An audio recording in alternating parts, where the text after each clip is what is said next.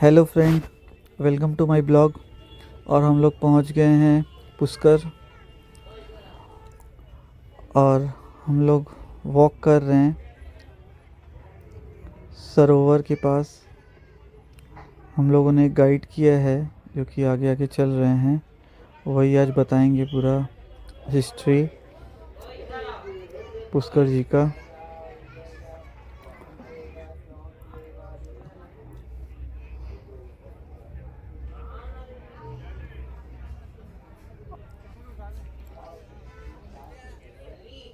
और हम लोग सरोवर के पास आ गए हैं। बहुत ही साफ़ सुथरा।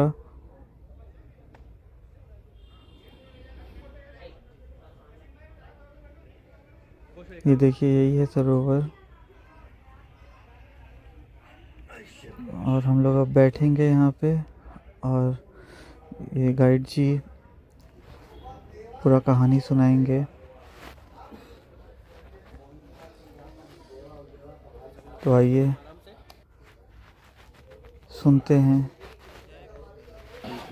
2 मिनट का जानकारी साहब, पुष्कर क्यों बना, कैसे बना, यहाँ आने का महत्व क्या है, सरोवर का क्या महत्व है, संसार में एक ही मंदिर क्यों है और भगवान ब्रह्मा का मंदिर स्थापित क्यों। अगर कोई चीज आप लोगों को समझ में ना आए, नारायण सरोवर गुजरात और ये पुष्कर सरोवर। हिंदू धर्म में 33 कोटि देवी देवता है, ना कि 33 करोड़ देवी देवता।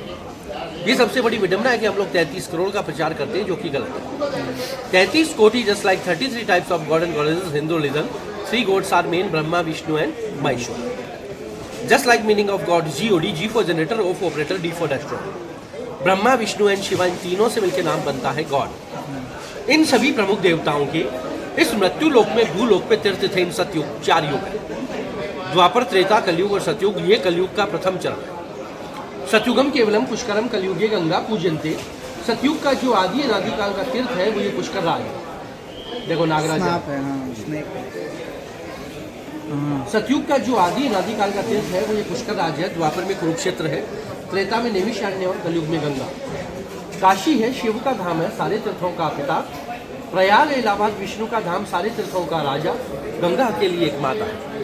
तीसरा कुरुक्षेत्र हरियाणा, चौथा नंबर इसका आता है। ये है सारे तीर्थों का गुरु, तीर्थ गुरु पुष्कर राज। कहीं भी आप लिखा देखेंगे श्री तीर्थ गुरु पुष्कर राज। कहते हैं ना, गुरु बिना ज्ञान नहीं, गुरु बिना मोक्ष नहीं, भाग्य बिना लक्ष्मी नहीं मिलती।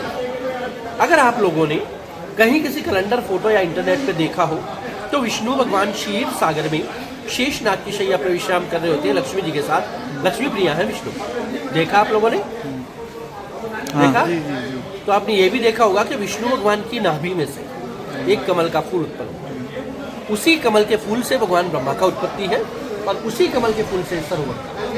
पुष्पो प्लस कर कहते हैं हिंदी में हाथ को। दोनों को जब जोड़ा गया तो नाम बना पुष्कर। भगवान ब्रह्मा ने ब्रह्मलोक से वो पुष्प गिराया पृथ्वी की तरफ। वह पुष्प ब्रह्मांड में 7 परिक्रमा, 7 राउंड। क्योंकि अपने हिंदू धर्म में 7 का एक नियम है। 7 वचन है, 7 पाताल है, 7 फेरे हैं, 7 जन्म है, 7 समंदर है, 7 दिन है, 7 कुल है। 7 का एक सीक्वेंस बनता है। 7 परिक्रमा करता हुआ वह पुष्प सरोवर के मध्यस्थ में एक ऑरेंज कलर का यज्ञस्थल बना है, वहां पे गिरा। वहां पे उस पुष्प के गिरने से 7 पाताल में छेदन करके जल निकला, वही ये पवित्र जल। इस जल में कुल्ला करना, मंजन करना, साबुन, सोडा, दातुन और रज से जो स्त्री हो, रजस वाला, वो स्त्री इस जल को छू नहीं सकती। मछली पकड़ना, शिकार खेलना, नाव चलाना 21 चीजों का बना। इस जल को पवित्र करने के लिए भगवान ब्रह्मा ने यहाँ बैठ के हजारों लाखों साल तपस्या की।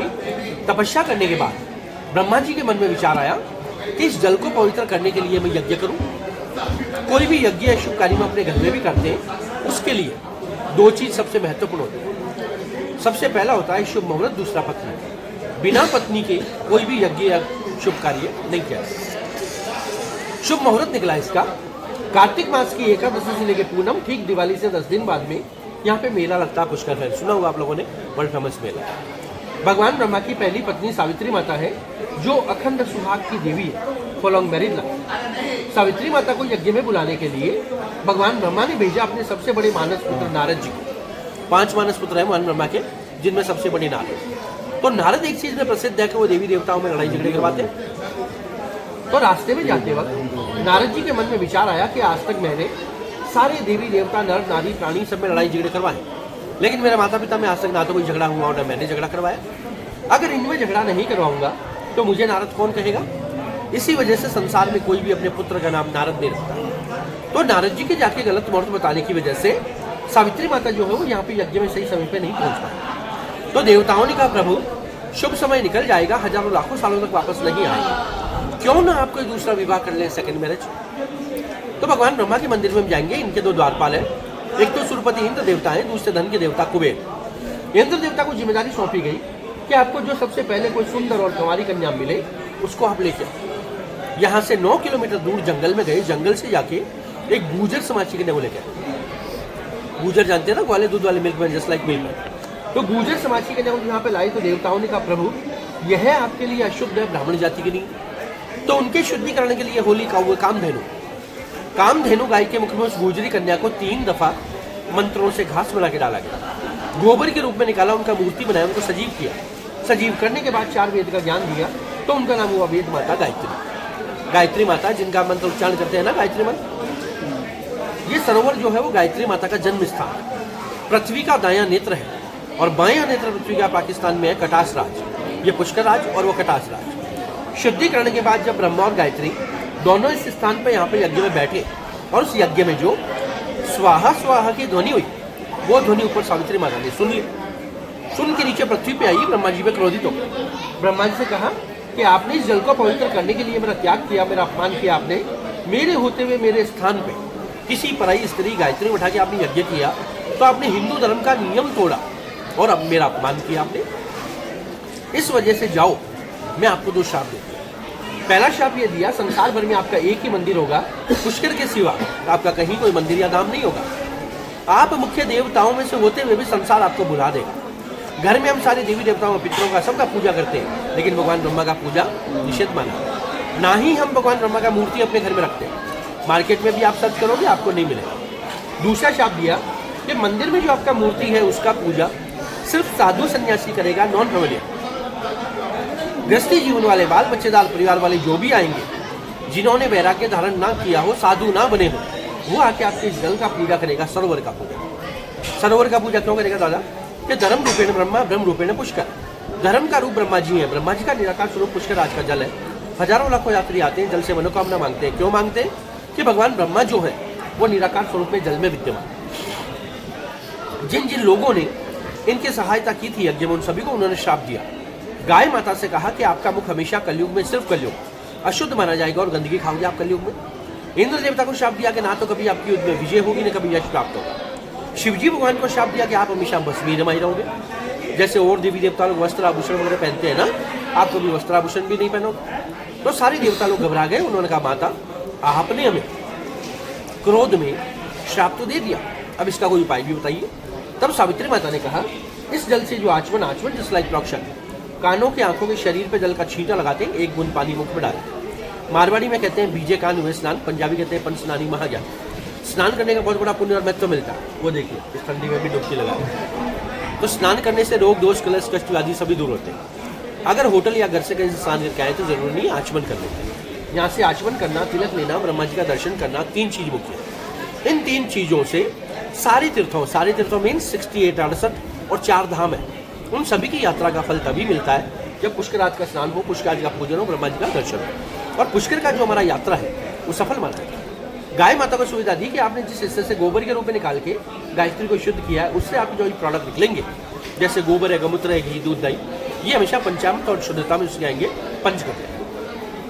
इंद्र देवता को सुविधा दी कि जब भी कभी आपको कोई संकट आएगा तो ब्रह्मा जी, पार्वती जी, विष्णु जी और शिव जी, ये चारों मिलकर आपकी सहायता करें। इन सबको सुविधा देके वो रूट के ऊपर पहाड़ी पे चली गई। मंदिर में इनके पास में बैठी है गायत्री माता। जल सरोवर के चारों तरफ ज्यादा ये राउंड में 52 घाट है, 52। ये 52 घाट हर राजा महाराजा, जाति धर्म समाज द्वारा दान में दिए गए। 1000 से ज्यादा पुष्कर नगर में छोटा बड़ा मंदिर है। किसी भी मंदिर मूर्ति में आप लोगों के हाथ से कोई दान दक्षिणा, फूल, पूजा, प्रसाद वगैरह कुछ भी नहीं होगा। इतना समझ में आ गया? अब ध्यान से सुनिए। 3 काम से यात्री लोग इधर में आते हैं। अगर राजी खुशी घूमने आए तो अपने घर का सुख शांति, नौकरी, व्यापार, बिजनेस, खेती बाड़ी, लंबे दीर्घायु के लिए मनोकामना। दूसरा, इस जल में अस्थि विसर्जन, देव कार्य, पितृ कार्य और मांगलिक कार्य। तीसरा और सबसे मुख्य काम, हमारे 7 कुलों में, 7 जनरेशंस में जो हमारे परिवार में जो पूर्वज गुजर गए, हमारे चाचा वंश, चाची वंश, दादा वंश, दादी वंश, नाना वंश, नानी वंश, जाने जाने, कोई सती पित्र, कोई अबोध पित्र, कोई बाल पित्र, कोई गर्भ से गिरा, कोई सर्प का काटा, कोई एक्सीडेंट में मरा, जिनकी अधोगति ना हुई हो, उनके मोक्ष के लिए यहाँ पे उनको जल तर्पण देते हैं, श्रद्धांजलि देते हैं। पितृ देवता आस करते हैं कि हमारा कोई बेटा पोता है, परिवारजन अगर किसी तीर्थ में जाएगा, वहाँ पे जाके हमारे को जलदान देगा। पितृ देवता आनंद मंगल में होते हैं तो अपने घर में सब सुख शांति आती है। पितरों की कृपा से हमारे परिवार में सब शुभ होता है, क्योंकि उन्हीं की वजह से इस संसार में भाई संसार हमने देखा है। तो उनके लिए अगर हम कुछ कर सकते हैं तो श्रद्धांजलि। राजा रंग राष्ट्रपति कोई भी आए, सभी के लिए 20 रुपीज़ का प्रसाद का थाली आता है, जिनेस का डाला, जिसमें रोली, कुमकुम, चावल, मौली, थोड़ा सा मीठा प्रसाद, नारियल और पुष्प, वो पंडित जी द्वारा जाति गोत्र बोल के जल को प्रसाद चढ़ाते। घंटे 2 घंटे वाला पूजा नहीं होता, 5, 7, 10 मिनट का समय लगता है। जैसा भी ठाकुर जी ने आपका अगर बनाया है, वैसा यहाँ पे गवर्नमेंट का चैरिटी बना है, उसमें दान दक्षिणा देते हैं, उसका आपको फोटो रसीद और प्रसाद मिलता है, तो उम्र भर आपके परिवार का नाम चलता है। खाना कमाना उम्र भर, हजारों लाखों रुपए गाड़ी घोड़ा बड़ा मोटर होटल कहीं खर्च हो जाता है। आए हैं तीर्थ का मान है, ऊपर वाले ने बनाए, देने लायक तो देना, तो जबरदस्ती हाथ जोड़ के चलेगा। ओके फ्रेंड्स, अब मिलते हैं नेक्स्ट ब्लॉग में, जहाँ हम लोग ब्रह्मा जी का मंदिर में जाएंगे और वहाँ दर्शन कराएंगे। Okay, thank you, bye.